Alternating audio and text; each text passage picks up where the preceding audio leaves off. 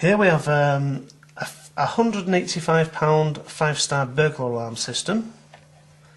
The keypad is a Honneywell keypad, and the code in the keypad at the moment is 1234.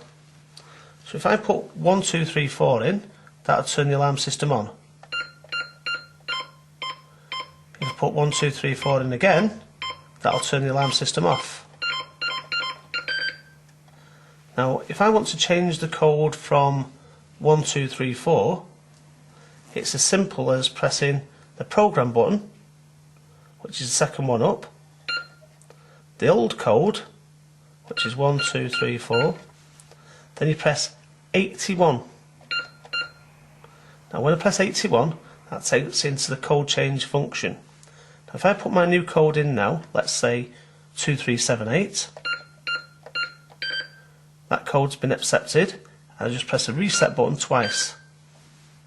So if I want to turn the alarm system on now, it's 2378 to turn it on, and 2378 to turn it off.